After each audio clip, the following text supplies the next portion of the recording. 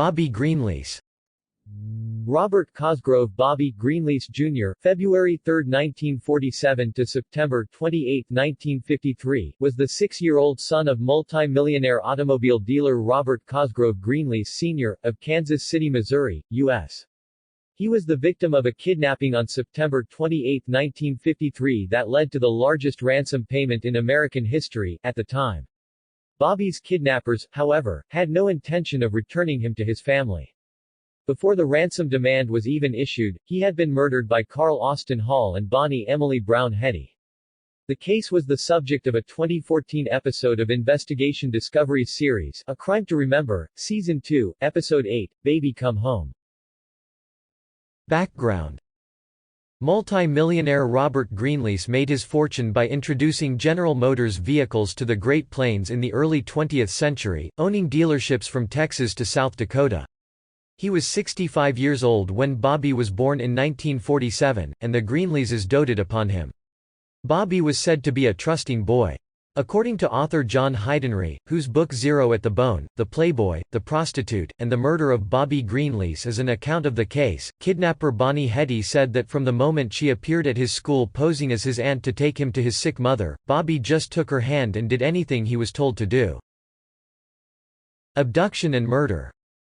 In September 1953, Carl Hall and Bonnie Hetty kidnapped Bobby from Notre Dame de Sion, a Catholic school located in Kansas City, Missouri.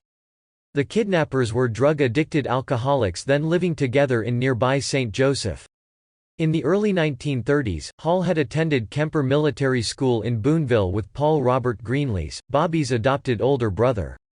Hall had planned for years to victimize his former classmates' wealthy family. Hetty went to Bobby's school, persuading a nun that she was his aunt, and told her that his mother had suffered a heart attack. She then took Bobby away and was gone by the time the Greenleases discovered the ruse. The couple then took Bobby across the state line to Johnson County, Kansas, where Hall shot him dead with a revolver. They then took the child's body to St. Joseph and buried him in the backyard of Hetty's house at 1201 South 38th Street. After the murder, Hall and Hetty sent Bobby's father a message demanding a ransom of $600,000, $5.7 million today. Greenlease, desperately trying to save his son, held off the police and the FBI, paying the money. At that time it was the largest ransom ever paid in American history, and remained so until the 1972 kidnapping of Virginia Piper. Hall became convinced that police would trace them to St. Joseph, so he randomly decided to drive to St. Louis. The couple collected the ransom and fled. Arrest. Once in St. Louis, Hall left Hetty in the middle of the night in a rented room. He contacted criminal associates to enlist their help in diverting police attention. One of the associates, a former prostitute named Sandra O'Day, was supposed to fly to Los Angeles and mail a letter Hall had written. It was thought that this would divert police attention from St. Louis. However, O'Day caught a glimpse of the ransom money. St. Louis police soon learned that Hall was flaunting a large sum of money, and they brought him in for questioning. Hall eventually implicated Hetty. The police found her at an apartment at 4504 Arsenal Street and discovered Bobby's body in a shallow grave in her backyard. Bobby was later interred in a mausoleum at Forest Hill Cemetery in Kansas City. Execution. Bobby's kidnapping and murder scandalized the nation and soon led to federal indictments for Hall and Hetty. Both pleaded guilty to kidnapping and murder, and were executed together in the Missouri gas chamber on December 18, 1953. Hetty was one of only 2 women since 1865 to be executed by federal authorities.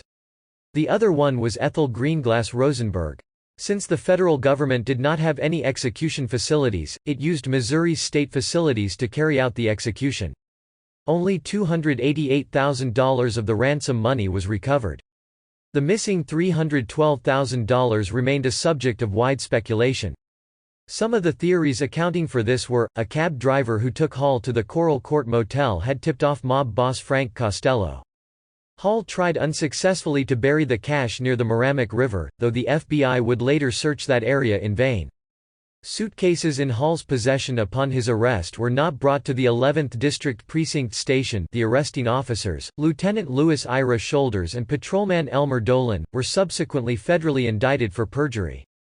The cash fell into the hands of mobsters or was hidden in the walls of the motel, though the 1995 demolition of the Coral Court Motel turned up nothing. So, what's your theory on what happened? Share your thoughts in the comments below. If you enjoyed this, please give it a thumbs up and subscribe.